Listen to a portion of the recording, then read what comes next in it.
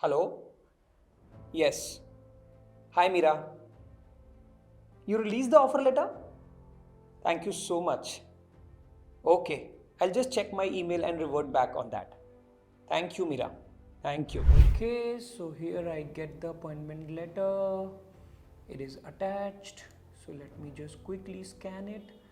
Oh, employment terms and conditions, everything is clear. Leave policy, yes, yes, yes. Compensation and everything. 14 LPA? But we had a discussion on 18 LPA. What's this going on? Let me call again. 14 LPA. That's the number he saw on the offer letter. Because he was expecting 18 LPA to be the final number. When he asked the HR on the call, the HR replied, "That's the best we can offer." He said, "Okay." And in that one moment, he just didn't lose 4 LPA. He lost 60 LPA, which gets compounded over next 10 years. Because that's how the salary ladder works. It doesn't cost you just the 10% you lost in that moment. It costs you a complete decade. And that's what no one teaches you, how exactly the salary ladder works. So today, we will fix this for you. I will break down the real math behind salary growth, the 3 biggest negotiation traps, and how to use my ladder framework to climb faster without sounding greedy. Stay till the end. I will give you the salary negotiation script book, which will help you decode the next offer, which is definitely gonna be 30% above than what you have got so far.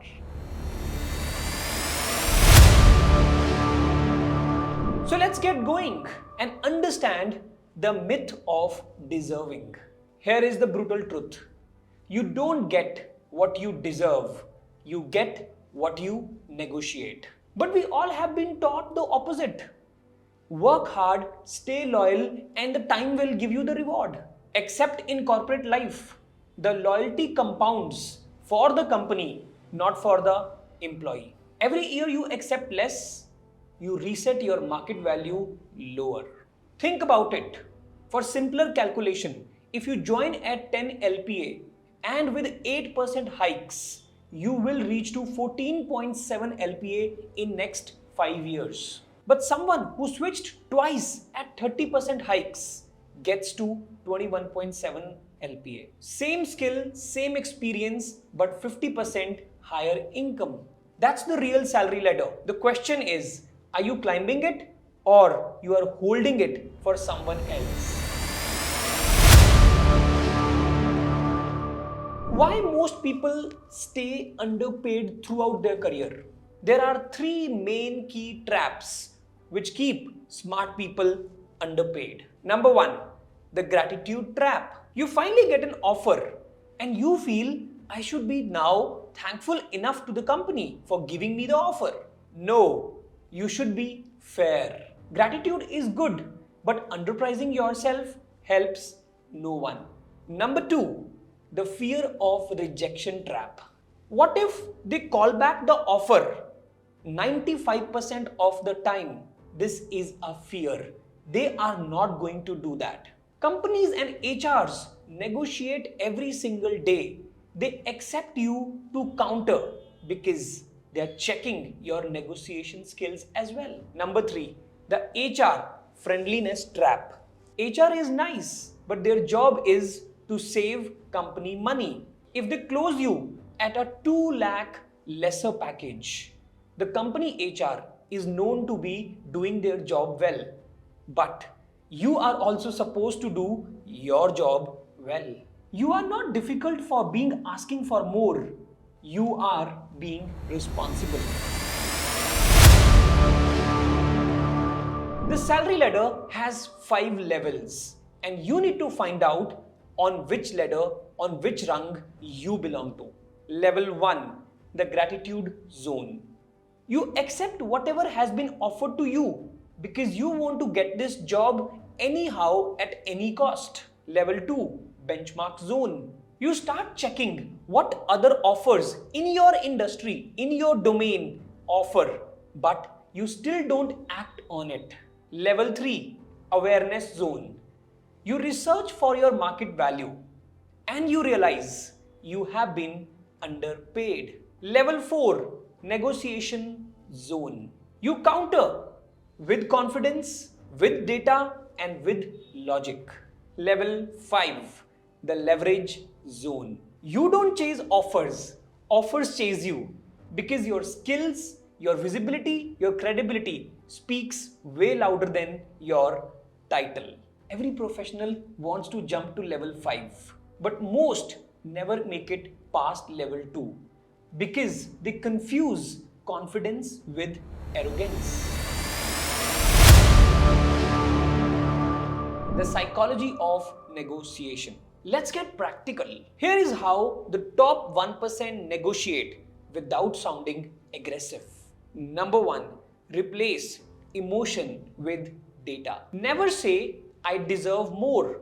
Say, based on industry benchmarks and my contribution, a package of around 21 to 24 LPA would align with industry standards. Notice the tone, calm, professional, and powerful.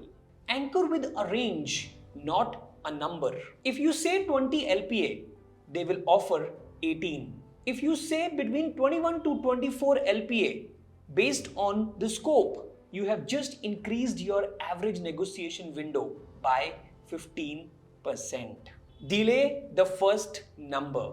When they ask, generally they do. What's your expectation? Say, I would love to discuss the scope of the role before getting into numbers. By doing this, you are keeping the control of the conversation with you. This is how the smart negotiation plays. Conversational, not confrontational. The ladder framework. How to climb strategically. Number 1, you need to find out your market worth. You can use Glassdoor, you can use LinkedIn, you can use levels.fyi to get the real number as per your experience and role. Number 2, quantify your impact, which I always keep talking about. Attach numbers to your results. Be it the revenue, be it the cost saving you have done, be it the efficiency you have brought in the system, but numbers. Number 3, build visibility internally as well as externally. If your work is not visible, it won't be valued. Start showcasing your wins in reviews, to your manager one-on-ones, or on the goldmine platform LinkedIn. Number 4, you have to create options. Interview once, at least once, every 6 months. Even if you are not planning to switch, options is equal to leverage. Number 5, negotiate calmly. Remember, negotiation is not about demanding more. It's about aligning your pay to the value you bring on the table. And we always say you have to bring 9x value on the table. Once you master all these 5 steps on the ladder, you will never get into that zone called underpaid zone. Because your value will always speak before even you do. Let me leave you with this. You are not greedy for asking for your worth. You are lazy if you never check it. The corporate world rewards clarity and market intelligence, not silence. So if you do not define your value, someone else will, and I'm sure they will undervalue it. Stop negotiating for comfort. Start negotiating for respect. Because your salary is not just about money. It's the mirror of how the market sees your impact. If you want help in negotiating your next offer, download my free salary negotiation script. It has the exact word-to-word responses which people and my mentees have used to grab and negotiate their offer by 20 to 30% better than what they were planning to do. And if you found this helpful and you are struggling with the layoff trap which is going on right now, just watch the last video which is on how to make your career layoff proof. How to stay in the top 20% that are never cut. Because your next raise does not start with the HR of the company.